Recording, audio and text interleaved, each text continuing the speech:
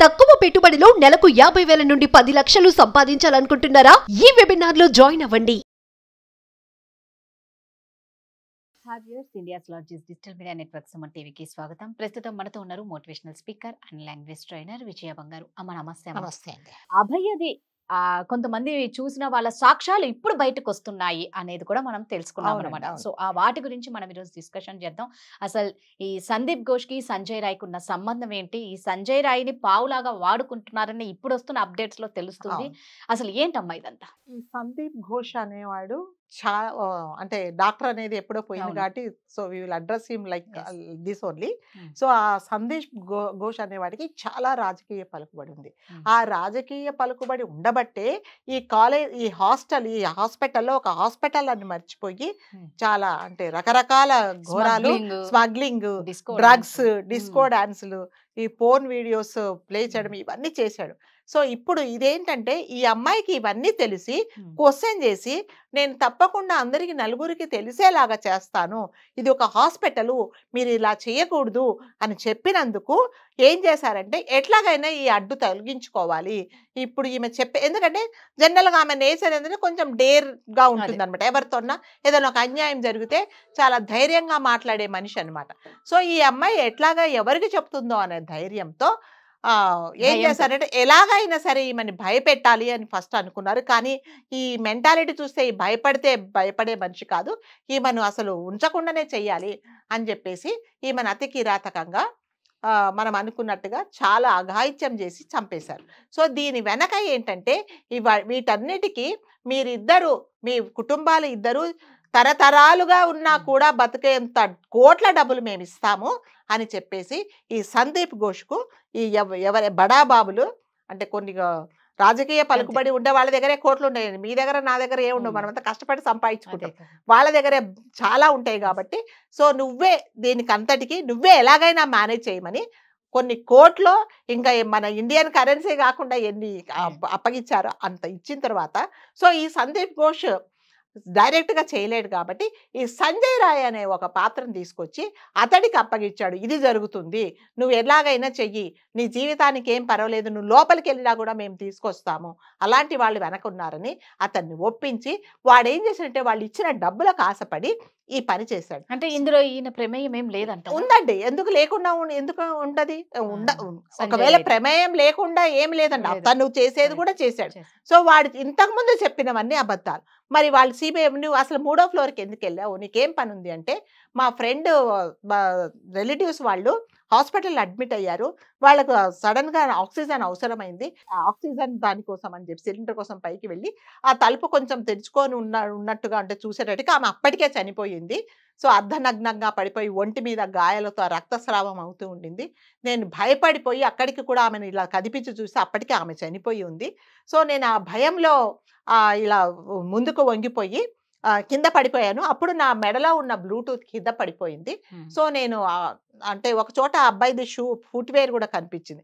So నేను ఇలా పరిగెత్తుకుంటూ కిందకు వచ్చాను అన్నప్పుడు వీళ్ళు అన్నారు సిబిఐ వాళ్ళు, మరి నువ్వు ఎందుకు వెంటనే ఇన్ఫార్మ్ చేయలేదు పోలీసు వాళ్ళకి కానీ లేకపోతే మీ ఫైనల్ మీ ఎవరున్నారో వాళ్ళకి ఇన్ఫార్మ్, నాకు భయంతో ఏమి తోచలేదు అందుకని చెప్పేసి నేను కిందికి వచ్చేసానని చెప్పాడు.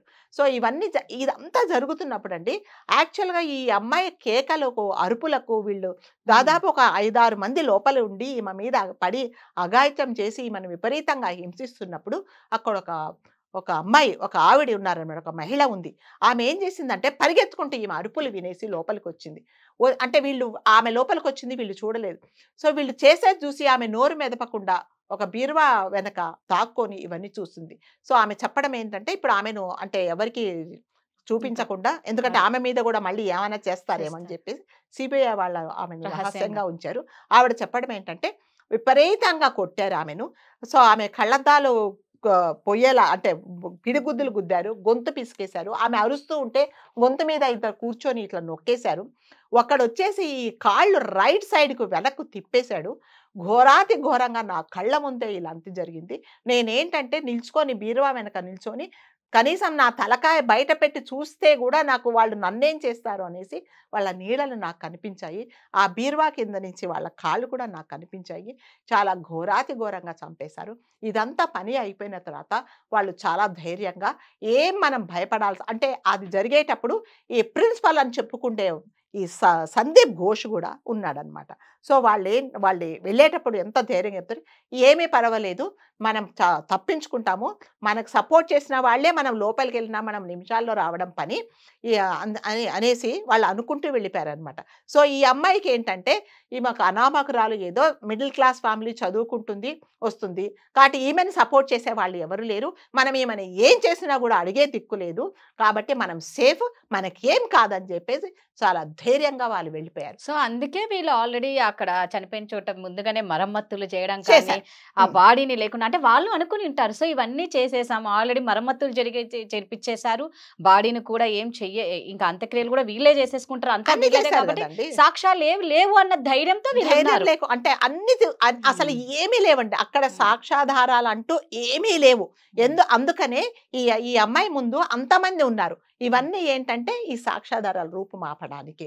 అక్కడ ఏమీ సాక్ష్యం దొరకలేదు కానీ అంటారు సిబిఐ వాళ్ళు జల్లడ పట్టి ఇన్వెస్టిగేట్ చేస్తున్నారు అన్నట్టుగా వీళ్ళకి ఇంకా కొన్ని అంటే మన అదృష్టం అనుకోవాలి, మన అదృష్టం కొద్ది రోజు రోజుకు కొన్ని వీడియోస్ దొరుకుతున్నాయి. ఇందులో మగ స్వీపర్ ఉన్నట్టు కూడా అతను కూడా కొన్ని సాక్ష్యాలు చెప్పాడు. దీంతో పాటు ఒకతను సిబిఐకి ఒక రిపోర్ట్ ఇచ్చాడనమాట. సార్ ఇలాంటివి జరుగుతూ ఉన్నాయి, నేను కూడా రిపోర్ట్ ఇస్తాను, నాకు తెలిసిన విషయాలు నేను చెప్తాను నేను అన్నాడు. అతను అన్నాడండి, నిన్ననే అతను సడన్ గా సీరియస్ అయిపోయి నౌ ఈజ్ ఇన్ ఐసియు. అంటే ఎవరైనా సరే వాళ్ళకి వ్యతిరేకంగా చెప్తే ఇలాంటి పరిస్థితి వస్తుంది. సో ఇప్పుడు అతను సాక్ష్యం చెప్పిన అతను బతుకుతాడో లేదో అన్న పరిస్థితుల్లో చాలా సీరియస్గా ఐసీయూలో ఉన్నాడు. ఎందుకంటే తనకు తెలిసిన ఇన్ఫర్మేషన్ సిబిఐ వాళ్ళకి ఇచ్చారు కాబట్టి. వీటన్నిటికీ ఏంటంటే కారణం అంటే ఈ మమతా బెనర్జీకి ఎవరైనా సరే తనకు ఎదురు తిరిగితే ప్రింట్ మీడియాను, ఎలక్ట్రానిక్ మీడియాను ప్రతి ఒక్కటి తన చేతులు, ఎవరైనా తనకి వ్యతిరేకంగా ఏమాత్రం వార్త రాసినా వాళ్ళు మరుసటి రోజు సూర్యుని చూడరు. సో అది అంటే వెస్ట్ బెంగాల్లో ప్రతి ఒక్కరికి తెలుసు, ప్రతి ఒక్కరూ ఆమె చేతుల్లో ఉన్నారనమాట. సో వీటన్నిటికీ కారణం ఏంటంటే మళ్ళీ మళ్ళీ మళ్ళీ మనం చెప్పేది ఏంటంటే దీనికి పొలిటికల్ బ్యాక్గ్రౌండ్ ఉంది, పొలిటికల్ సపోర్ట్ ఉంది కాబట్టే ఇలా చేశారే తప్ప ఒక్కడు చేసిందైతే ఇది కాదండి.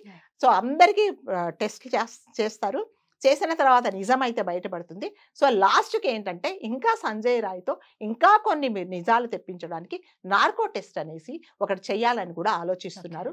నిజంగా అది చేస్తే ఇంకా ఎన్ని నిజాలు వస్తాయో చెప్పలేము మనం. అంటే నిజంగా అండి ఎంత కిరాతకంగా అమ్మాయిని బలి తీసుకున్నారో వాళ్ళు. భగవంతుడు ఉన్నారు కాబట్టే వాళ్ళు ఎంత కేసుని సాక్ష్యాలు లేకుండా చేస్తామనుకున్నా కూడా ఏదో ఒక రూపాన ఆ అమ్మాయికి ఆ భగవంతుడు న్యాయం చేస్తారు కాబట్టి ఏదో ఒక రూపాన రోజుకొకటి బయటకు వస్తుంది. ఎట్టకేలకు అందరం 17వ తేదీ తీర్పు కోసం ఎదురు చూద్దాం. అందరం అప్పటి వరకు పోరాడుతూనే ఉంటాము.